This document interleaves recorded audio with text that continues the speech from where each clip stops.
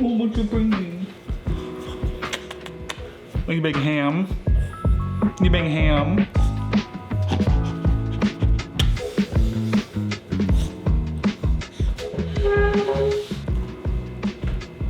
You can't stay up here, bud.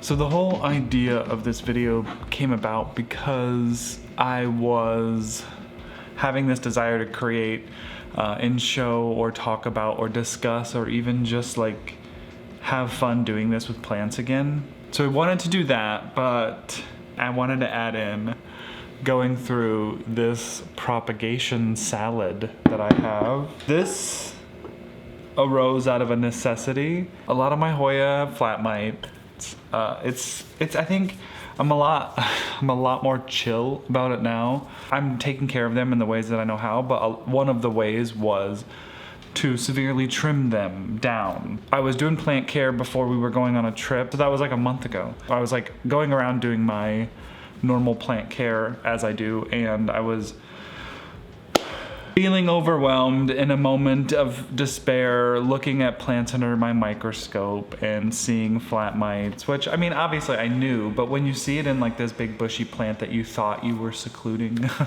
it gets like a little depressing. But anyway, the moment of hope I have in those is like I have this big full bush of a plant and I can grow it again. So in those moments that I'm taking care of that plant and like having this realization of like this is gonna be a tough process to do with this amount of plant and that I'm gonna need to do some trimming, I take a little cutting of like a healthy branch of the plant and I wanna reroot it.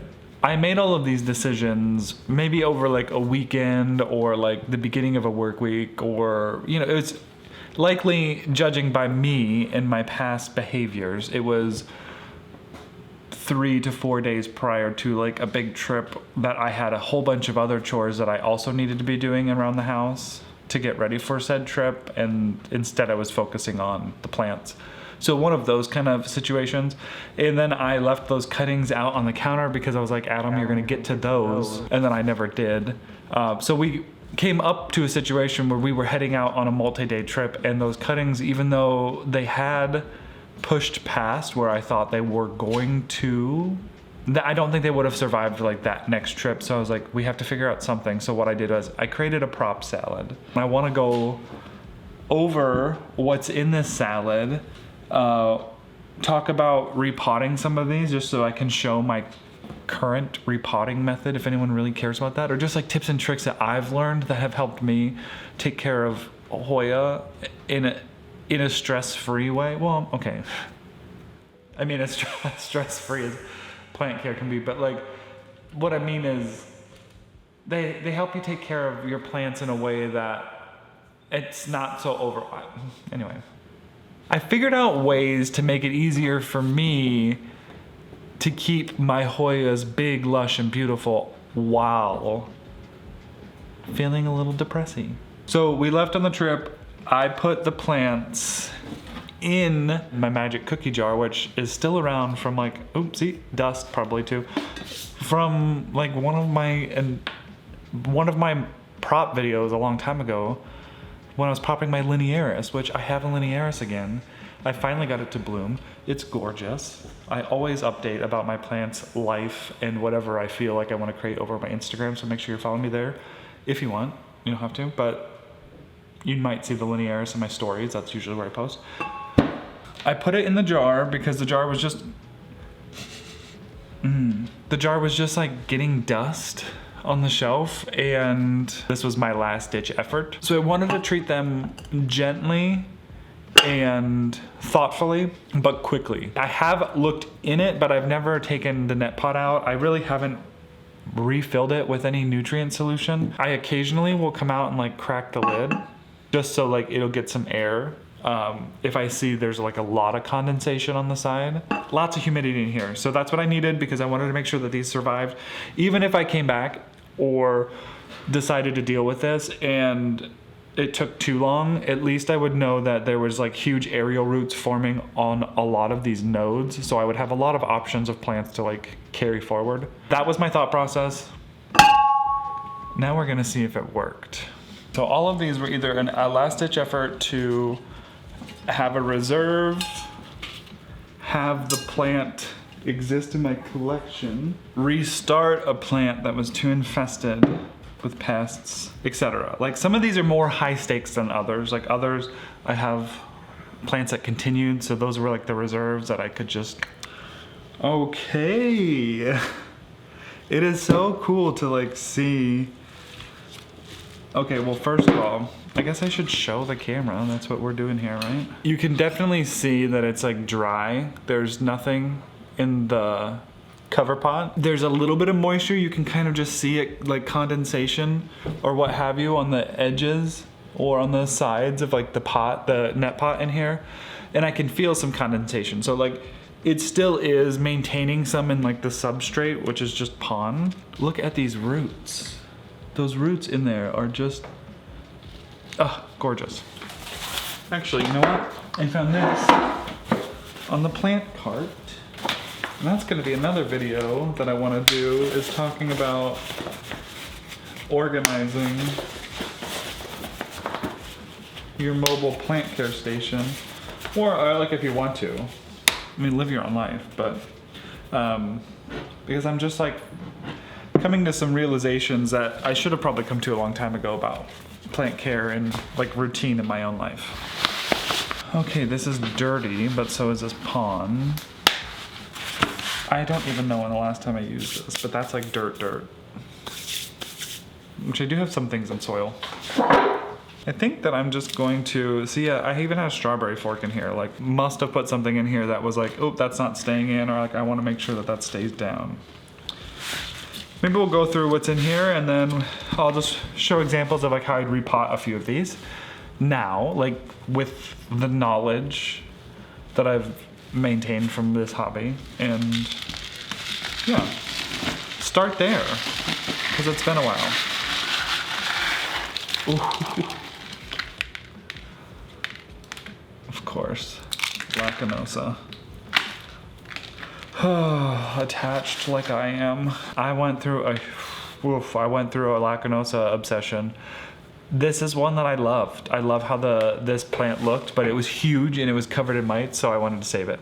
And this is the last cutting of this one. So this is like a critical cutting. Handle with care.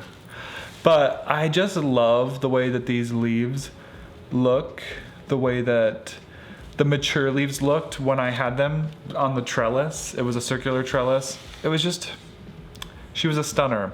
And so I wasn't ready to let go of this one yet fully from my collection. It's surprising to me how different the roots are in a lot of our Hoya. And I also wonder if that could be a way to classify them, and maybe it is. Literally, I know nothing. Enough to be dangerous. Actually, not even dangerous. Enough to... I'm ignorant. The nude roots. And also a big reason why I love doing plant care in passive hydro is because like you get a whole new appreciation for things below, and I know that like, well, whatever. However you feel. I love seeing all this. Here's another cutting of... Damn, girl. Here's another cutting of the lacunosa, which I think illustrates more how gorgeous the foliage is, the mature foliage is on this lacunosa. Like, it had abs. You can see where the veins were. The leaves rippled, like curved silver, covered full silver. And they got this kind of like dark edge sometimes. I just think they're stunning. And I'm glad that I have two now.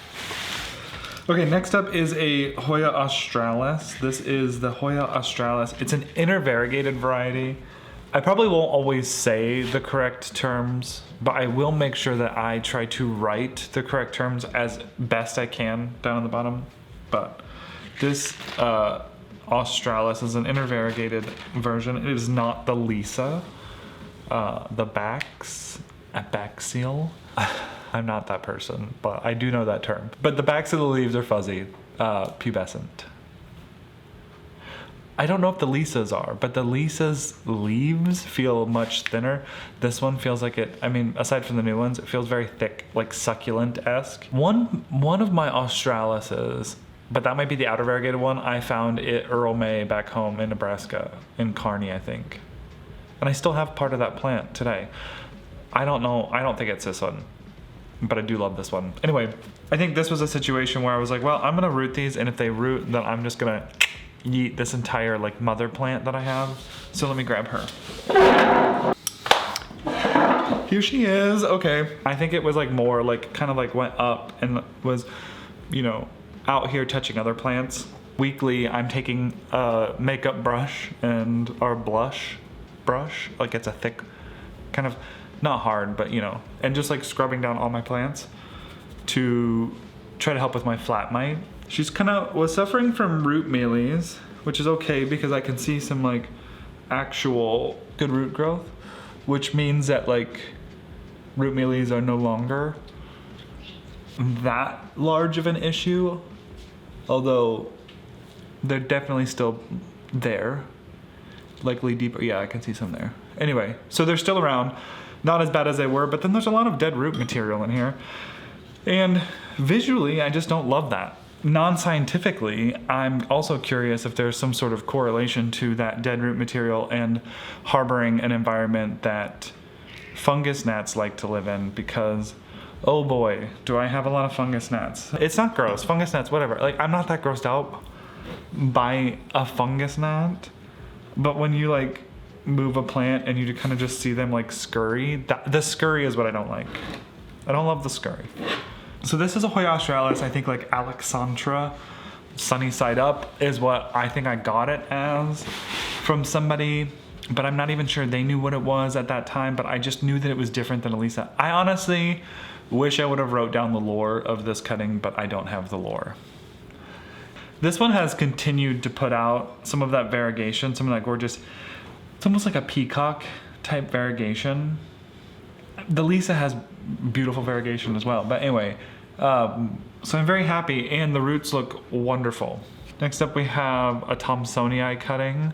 I do love the thomsonii because even though the blooms are not my favorite smell, I associate it with Easter lily or lily, I don't know. Aesthetically, it's very pleasing. Aesthetically, the blooms growing is very pleasing. They're this bright pink, gorgeous, lush, like supple. I want to keep thomsonii around. While it did hurt my heart to cut it down, I am happy to see that it's growing again from this stock, and also that I have my little security cutting. Next up is sigillatis, which did not really put out any roots whatsoever, girl. What? And now I'm looking at this and the root that this put out, and I'm like, maybe this one is just a loner, and I can appreciate that. Like, she put out enough roots to survive until she could get to where she wanted to go, and I respect that. So we're gonna give her some alone time. We're gonna see if that helps her. Next up, vaccinioides. Also a cute little Hoya, a little tiny leaved Hoya, but fuzzy. I love how these look. It kind of just looks like little like Halloween eyes. You know, when you used to get those light up eyes. I don't know. It just looks spooky, but also cute. And she put like 3 nodes worth of growth out while in the cookie jar. So that's cute. That's cute. Work. Okay. I think all that's left now is a few more lacunosa. Okay, so this first one is the Hoya lacunosa Perangin Durian, or Perangin Durian Waterfall Longwai Island. The proper written name will be down below. I love this lacunosa. It is a pain in the ass, but it's so gorgeous. And I had this big flowing pot from this like thick stem, flat mites, covered. This is just a very viney lacunosa, and it likes to get intertwined and tangled, so it's hard to treat. I kind of love how it looks now. So I did have it in this pot because it is a heavier vessel, and this was a very top heavy Hoya because it was like trailing, cascading down, and it was like, she was top heavy, you know, respect. We gave her a little break in her back, and this was the healthiest part of the new growth, but honestly, these new leaves, or the leaves that were growing on this, were so beautifully splashy that I was like, ooh, perfect cutting to save from this whole plant. So I took a snip of that, and the rest of the plant, I just left. I'm kind of obsessed with it because in a way it gives like a bonsai type vibe because how thick the stem had developed to hold and maintain the size of the plant. Almost like a ficus, like those ficus that you would see that have like the booty cheeks out. It's like sprouted one little spot from the top, and I think you can see the kind of like wackadoodle growth pattern of this Perangin Durian lacunosa, because it, from that one spot, it has like shot off 3 vines. Last in my propagation salad here. Let me put Miss Sticky Trap, always doing the work for us. Let me put her back here.